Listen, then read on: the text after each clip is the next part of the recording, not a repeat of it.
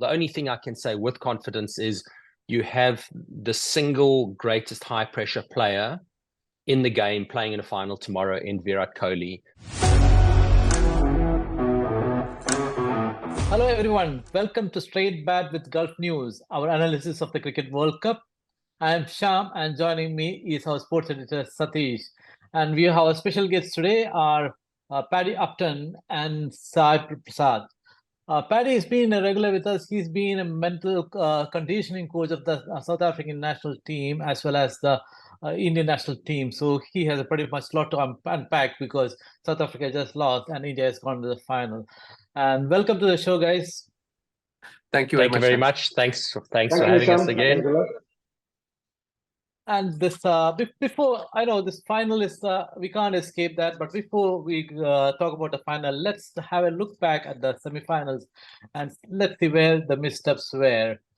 Paddy, first up, I need to, since South Africa bounced out, I need to ask you the first question there. What happened to South Africa? Because at 24 for 4, the best batting side in this World Cup, crashing to 24 for 4 by the 12th over, was a disaster. Then the rest of it was like chasing their tail, isn't it? What went wrong there for them? Yeah, I mean, it's difficult to say that, you know, when you lose that number of your key batters early on, it really puts you on the back foot. I think what South Africa did do, particularly through David Miller's innings, is exceptionally well to be able to build something of a defendable total from that place. But once you've sort of had the real backbone of your batting lineup broken like that so early, Australia always had the upper hand. And I guess South Africa, you know, they elected to bat. They put themselves in that position. They knew that they're a much better team batting first, but, you know, they possibly also saw that the batting conditions might have been a little bit tricky early on with a bit of weather looking around. So they had to run the gauntlet. They had to, you know, make a call. They opted to play to their strengths, which is batting first, knowing that it was putting it under a little bit of pressure, that because the wicket might have done a little bit more early on, which it did. And they just made some fundamental errors that really cost them their campaign. South Africa really fought back. I mean, you can't take away from them. They fought with their backs to the wall. This was not a choke at all, by no stretch of imagination. This is them fighting bravely, gallantly all through. Another 40 more runs, I think the match could have been taken a different course altogether. At any point, did you think that South Africa could pull it off? Actually, I really thought when Maxwell was out, I thought South Africa had a chance. You know, it was a very, very tight touch and go. And the 2 drop catches actually was the reason. I mean, I think that actually turned the tables, you know, the fielding and the 2 drop catches. A lot of pressure was put in by the South Africans against in the last few stages, but it was a little bit too late. But the fielding let them down. But it was a good fight back, and I think they can take away the tag of chokers. I think they have come back fantastically well, South Africa. Satish, you wrote about South Africa's batting fragility there. But they were phenomenal in the tournament, perhaps the best batting side, the most feared batting side. But they also showed a tendency to crumble under pressure. So was this pressure?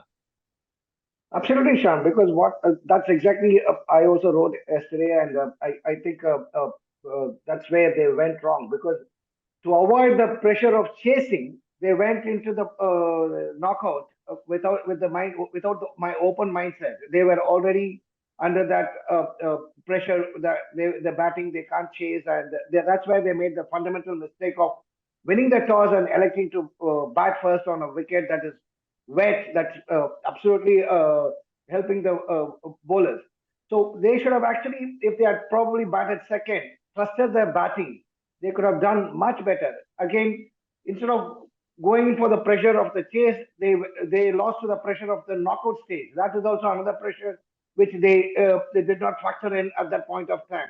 So, but in all, I think David Miller showed that he's probably cut out for this role, where other day we were talking about Virat Kohli or a Steve Smith or Kane Williamson. No, I think David Miller yesterday showed that he is among those 4 players who can come up and stand up and then say, I can deliver when the chips are down. That's a phenomenal knock. which actually should translate and help the South African team going forward. Because once you have a middle order batsman who can always come up and give you his best when the chips are down, the top order can play with a lot of freedom, just the way Rohit Sharma is doing it for India. So I think that it's a fabulous knock, and the crumble, the batting crumbled again because of the pressure that they inflicted upon them. It's a knockout game, so they wanted to go there and play their own attacking game. I think that's where they missed it. They should have waited. They should have played the waiting game. They should have lowered the gears, waited for the right opportunity, and then come back stronger at a later stage. I think after the rain interruption, the wicket eased a bit. Probably it has dried out in the first 1 hour. So that's the time they should have started playing the shots. Instead of that, I think they played too early, especially Quinton de Kock, who could have waited a little bit more. But that's how Kenny plays. But also coming to the toss, I mean, there's been a lot of debate about whether they should have batted first or bowled first. But I believe, I'm not too sure, but I think Pat Cummins also seems to have said that he would have preferred to bat first as well. But anyway, be that as it may. But since we are on the topic of pressure, as Paddy, and since you are the mental conditioning coach, talk us through about this pressure aspect and how South Africa handled or mishandled it. Pressure, I've said it a number of times before, pressure is just a mental concept that we create for ourselves in our own mind. And the way we do that is by, number one, having our mind focused into the future, and number two, being really attached and desperate to wanting success. And the more desperate we are to chase success, proportionately, the more pressure will rise. So, the converse is also true. If you really focus on playing your best cricket ball by ball and trusting your strengths, trusting your plans, trusting your preparation, executing and playing what you see in front of you without having one eye on the result, that's what delivers the best performance. And I think South Africa, particularly, in their comeback with the batting innings spearheaded by David Miller, David played ball by ball. He played each one on his merit. He didn't seem to have one eye on the scoreboard and being influenced by that. So pressure is the ability to stay focused in the moment, or that's managing pressure, and succumbing to pressure is having one eye on the scoreboard, on the results, or on the trophy, or on not losing. And I think, some of the South African players managed to do that well.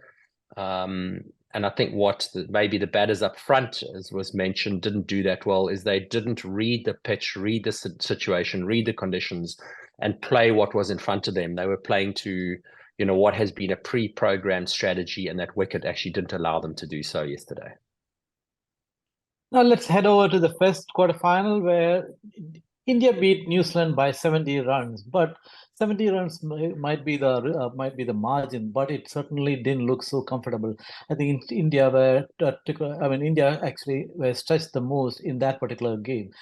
Since again, that is where we saw pressure for the first time on India. So I'll come back to you again, Paddy.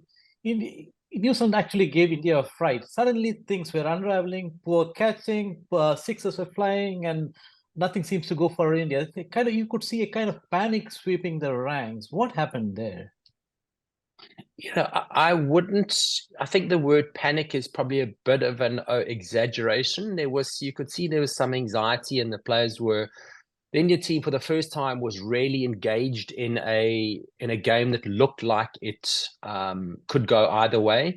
But in reality, I think the players really held their composure, because at any point, New Zealand needed to bat particularly from halfway in the game onwards, they needed to be chasing at least one, if not two boundaries and over, which means playing a really attacking brand of cricket. And you could see the Indian bowlers they were very clear on what lines and lengths they wanted to bowl, and they were inviting the Australians to say, okay, we are not going to make the first move and panic and try and start bowling Yorkers too early or too many bounces or trying to get too clever. They held their line, they held their composure, knowing that New Zealand had to attack them, and one mistake and they were going to get out. And a credit to those two batsmen, Williamson and Darrell.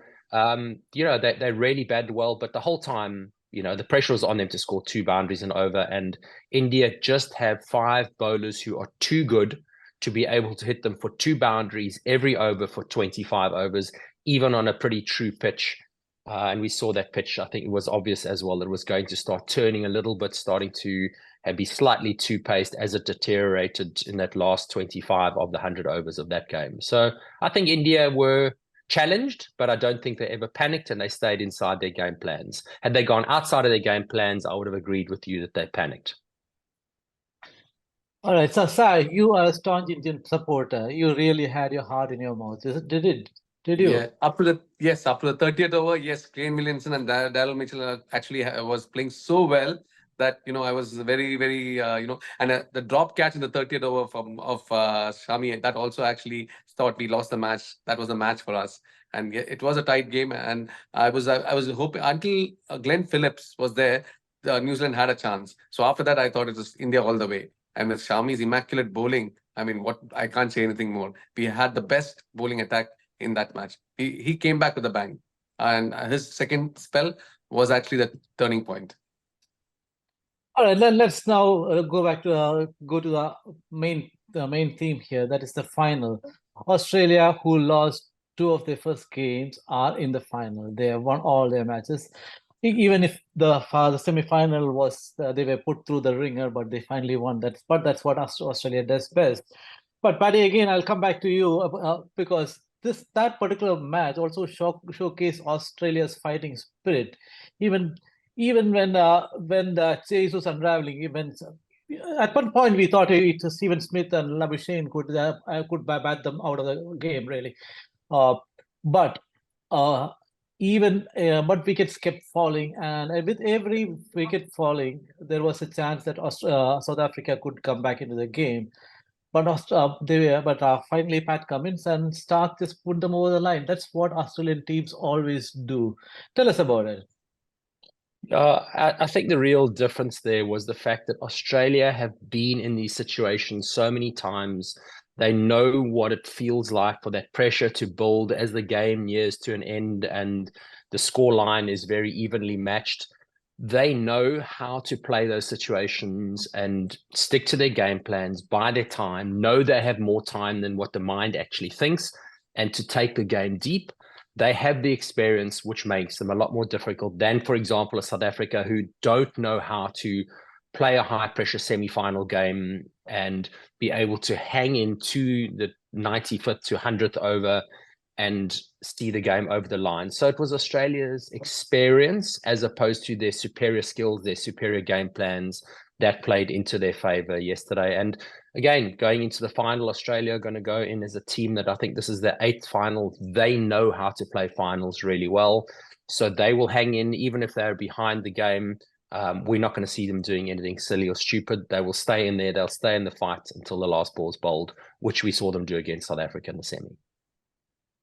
Satish, Paddy makes a very good point because Australia has been in 8 finals, and so that is some experience. The same cannot be said about India, who are playing their 3rd final. How do you think India will fare against Australia on Sunday? And it's not just 8 finals; they are on an 8-match winning streak as well. So they have everything. They have got the act together. They have the team composition together. Everything is fine. But the fact of the matter is, the Indian team is equally good at this point in time. They are now on a 10-match winning streak. Yes, they were challenged by New Zealand. As Paddy says, the asking rate was too much, so that they put New Zealand under pressure, and they won a good close contest. I think India will stick to their own game plan, which is I think that has helped them win 10 games on the trot at home, and they know the conditions very well, and they have the team that can play to the conditions. The batting is not a one-man team. You have Rohit Sharma at the start, and you have Kohli with a different role, and then comes in Shreyas Iyer and KL Rahul, and even Jadeja is in good touch in that way. I think it's going to be extremely difficult for Australia to beat this Indian team because for the matter of one area where Australia is going to struggle, which we saw yesterday, is the spin department. Thankfully, Maxwell came and bowled well, and it assisted him, but Zampa was not able to make the same impact as what Shamsi or Markesh Maharaj did. So it is going to be that's going to be Australia's I would say Achilles heel, if there is an area where the spinners will, not just the spinners, excepting the top three bowlers. Even Cummins, for that matter, is not bowled well yesterday. He gave away a lot of runs, for that matter, in that wicket. So I think, excepting Hazelwood and Stark, the bowling is a bit weak, and the 30 overs are going to make a big difference for Australia. Whereas in India, I don't see any weakness at this point in time. Even though they were tested by New Zealand, they came out flying colors, and the shrewd captaincy of Rohit Sharma, how to get the bowlers changed, and then like making the right bowling changes, bringing the right players in, fielders in. Everything is going well in India's favor. I would say India is still the team that was going to win, and Australians are going to find it difficult, though they are in 8 finals and they know how to win, and they are pretty much on the run right now. Sai, in your mind, only India can win on Sunday. What do you think is key for India? I don't want to jinx it. The positive part of it is in 2003, we had only one-man run machine of Sachin Tendulkar. But here in today's match, in this 2023 team, we have Rohit, as Satish was saying, we have Rohit, we have Virat Kohli, we have Shreyas Iyer and Rahul. So there's a lot of things. It's India's World Cup to lose. So India has played very well during the entire season, and if they go with the same camaraderie, same confidence, it is India's World Cup to lose. And in the Australian side, Glenn Maxwell and Smith, if they come fight, it's a very, very challenging time. So, but still, I still believe as an Indian fan, it's India's World Cup to lose. Okay, let's stay with India. And Paddy, Virat Kohli had some words of gratitude for you, and it's all over the social media. Can you elaborate on that? Well, it's not often that athletes do actually take the time to acknowledge the people that have helped them to get to the top, the people in the back room. And for me, it's been an absolute privilege, for the last year and a half or so, that Virat's allowed me into his life and into his head and given me the real insight, to have the conversations around what it takes to be the ultimate professional, deliver results at the highest level repeatedly. So, obviously the content of our conversations remains confidential, but it's just been a privilege to have been on this journey and be on the journey with him as he navigates. When I work with athletes, I don't work and focus on performance. I focus on the athlete as a whole, build them as a person, build their character, build their self-esteem, their values, their morals, what they're actually wanting to accomplish in their life overall. And once we've got those foundations of who somebody is being as a person, and you cannot achieve great heights and sustain those great heights if you don't have deeply dug foundations or roots, as I said, which is character and values and ethics. So, we've worked on both Virat the person initially, and navigating, his life and how things have changed as he's got more mature and married and got a kid and been a father now compared to being a young man in his early 20s. And based on that foundation, then, okay, so what does this mean when you walk out to bat against different opposition and different circumstances and different conditions and different scoreboard situations? Let's prepare for every eventuality and have the right mindset of being able to focus purely on bringing your preparation, bringing your talent, bringing your game plan, sticking to your strengths, and then you can trust playing one ball at a time, and you play from instinct rather than have any thinking interfere with your performance. But easier said than done, and you said Kohli is one of the few players who could actually do it. Why is it so difficult?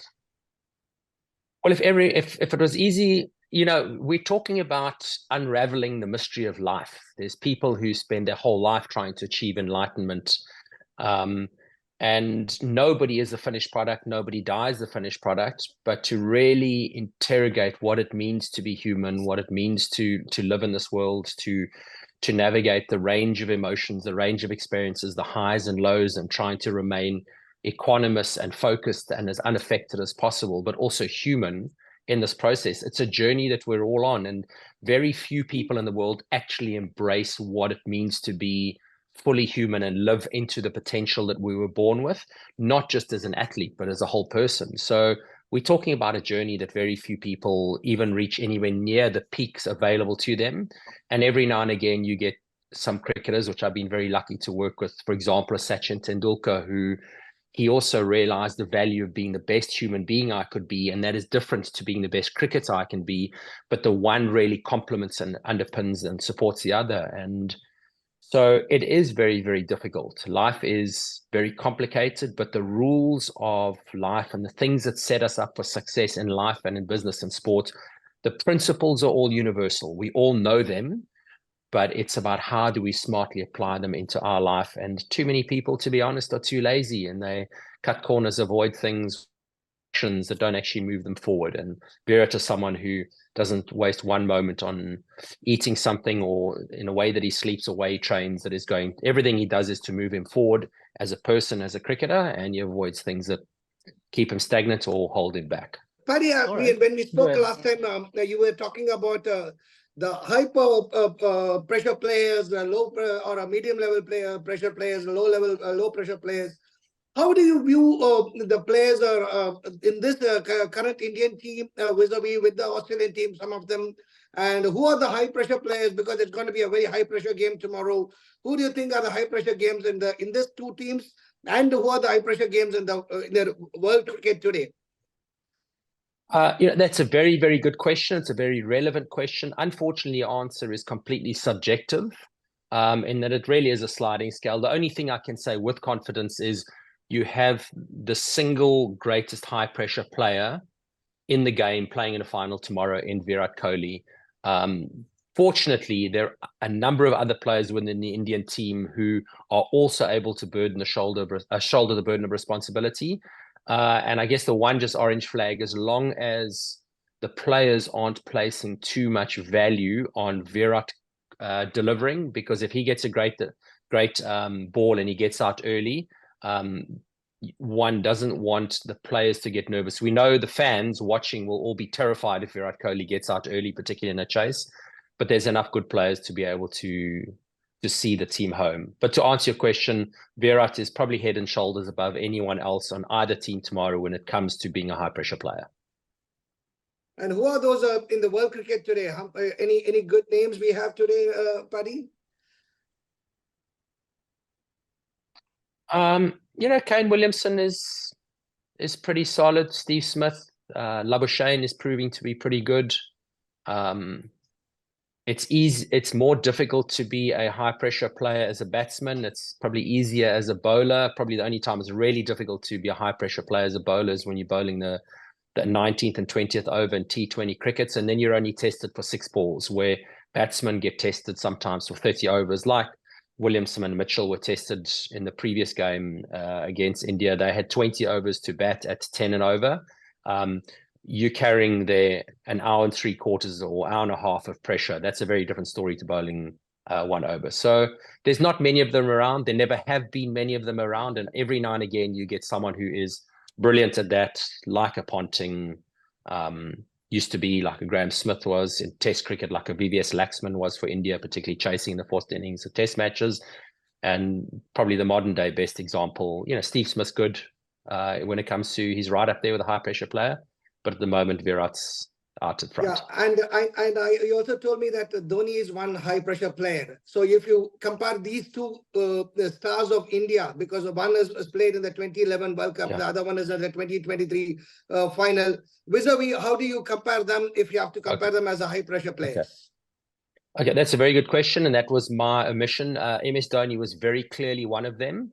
The only difference between Dhoni and Kohli is Dhoni tended to be high pressure and he would deliver towards the back end of a T20 innings or in the last 15 overs, 10 to 15 overs of a 50 over game. The difference is Virat does it from sometimes inside of the 10th over and he does it for 40 plus overs. Dhoni was never really asked to do it for 40 plus overs, and that's what makes Virat particularly good. He's not any better or worse than Dhoni, but Dhoni always had to do it for a shorter period of time, where I said Virat does it for a much longer and sustained period. Lovely, excellent. That Thank was you. very, Thank very you. illuminating, Paddy. That's it from today, and we wrap up our Cricket World Cup coverage with this particular episode. Thank you, Paddy. Thank you, Sai, for being part of this journey. It's been an excellent coverage for us, and thank you to our guests. Thank you to our viewers for tuning in for time after time, episode after episode. Thanks everyone. For the latest updates Pleasure. and breaking news, please log on to gulfnews.com and all our social media channels. And don't forget the rain coverage. We have the best coverage online. Head over to gulfnews.com.